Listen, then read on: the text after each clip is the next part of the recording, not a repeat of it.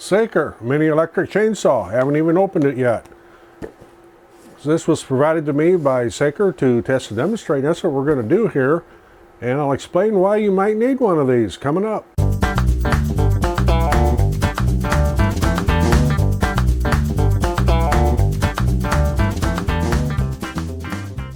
I'm Roger, welcome to the shop, and as I mentioned at the beginning here, I have a miniature chainsaw, 4-inch, electric, runs on a battery, provided to me by Saker to test and demonstrate. And I know there's several models of these. This appears to be the base model where you get one battery and one chain, and like I say, I haven't opened it yet, but there's other models available with extra batteries and multiple chains and so on. So we're going to get this thing unboxed, see what we got in here. So nothing super fancy here, no carrying case or anything, I don't believe. We have a battery, some oil, and I'll get into why we need oil. A wrench, a wall wart style charger, small screwdriver, and the chainsaw. Got a little handle on the top here. I should say guard on the bottom. And of course you get an instruction book. So I imagine I need to charge this battery, so I'll do that first. Okay, while the battery is charging, I'll explain a few things on this little chainsaw. This applies to most of these small battery operated chainsaws. I'll show you how to replace the chain and adjust the chain. Little wrench here on the side. Well, that wasn't tight. You take that nut off, the side piece comes off. You see here the chain follows around a sprocket and then around the bar. And I'm going to loosen up the adjustment screw. There's a little screw right here to adjust your chain tension. I'm going to loosen that up before we put this back on.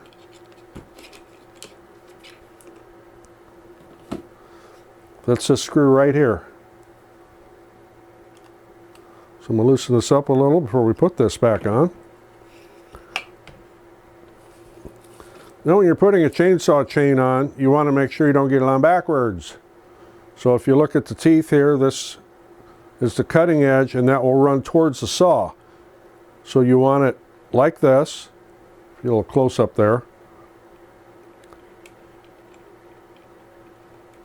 Just place that around the sprocket. There's a locating pin right here for the adjuster. Make sure that's in place. Put your cover back on. Put your nut back on, but don't tighten it up yet. Just run it down there kind of finger tight. Now, chain tension. This is obviously too loose because I loosened that up over there. You want a little bit of give here, but not much. Especially with a new one because the chain will stretch as you use it at first. So we'll tighten this up. You want to be able to rotate this easily. You don't want that binding on there, and if you pull real hard, you should be able to pull that away from the bar, maybe 1/8 of an inch. Once you have that set, tighten your outer nut back down.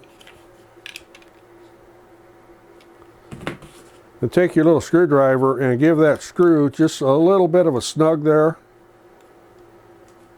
Make sure it stays tight, and as I said, once you get to using this chain will stretch. You're going to have to tighten it up again.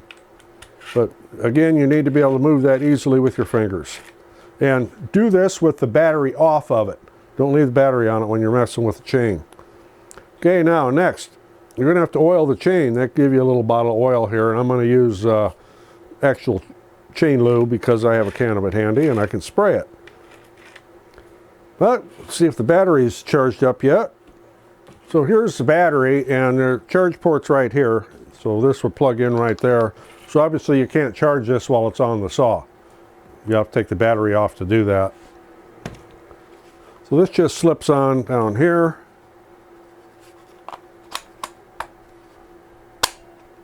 It should click in there. There is a safety button here. So if you just pull the trigger, it's not going to do anything. You're going to have to push this in like so. So we'll see if it's, well, it's still snowing, but best time to cut wood is go out in a snowstorm. A good use for this type of thing is removing old growth.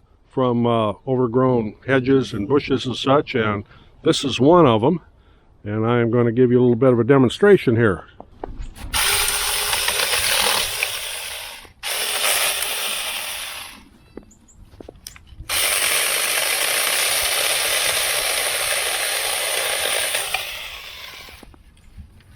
What's nice about these is it's lightweight and it's very easy to use. With one hand you can make it a piece of firewood.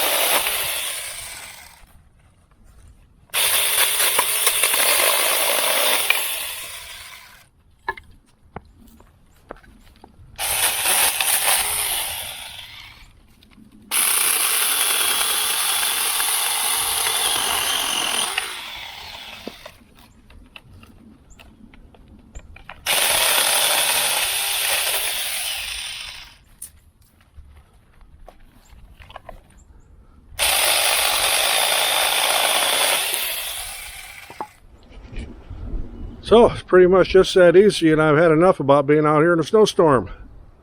So there it is, a little quick demo of how well this works, how easy it is to handle, especially getting into thick brush and stuff like that. I mean, these work really slick. Again, there's different options you can get with different, you can get multiple batteries, or you can get you know, one with multiple chains. There's a lot of different options there, and I'll put a link in the description on Amazon where you can get one of these. And incidentally, the lube I'm using is this chain and cable lube. You can get it at your home store, hardware store. A lot of places sell this. It's especially good for bicycle chains, but what I like about it is on this is it doesn't sling. So if you use this thin oil, and there's nothing wrong with it, you can still use it. When you first start to saw up, make sure it's away from anything good, because some of that oil is going to sling off. Now, you may have heard me mention at the beginning there that the chain will stretch. And I'll show you what I mean here. Now that I've run this through several cycles here, you see that this chain is real loose now. So all I need to do to tighten that up,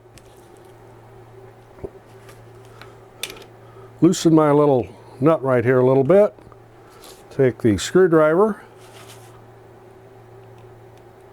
get the sawdust out of the screw head,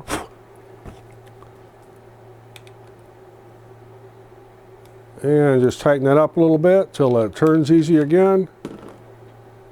Not too, well, could be a little more there.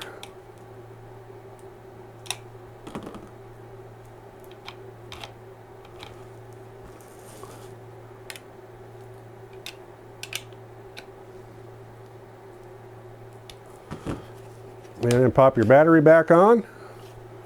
I had it pulled off part way so it wouldn't connect. And you're ready to go again.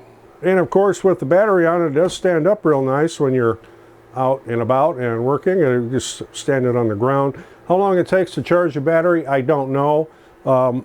I did charge it when I first got it. When I plugged it in, the little thingy on here turned red, and I waited till it turned green, and I don't know, it was maybe 20 minutes.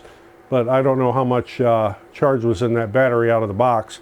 But I wanted to have it on a full charge before I took it out into the snow, and it's really coming down now, so I timed that pretty good, or I would have been out there in an absolute blizzard. We do have a blizzard warning today. We're supposed to get heavy snow and high winds. Great thing about being in Northern Illinois. So if you got anything out of this, appreciate getting a thumbs up. Always helps the channel. Again, Saker did provide this to me to test and demonstrate, and I've done some of their other tools that they have both provided to me and that I have purchased, and their products seem to be of good quality. So I'm Roger in the shop. Thanks for watching. We'll see you on the next one.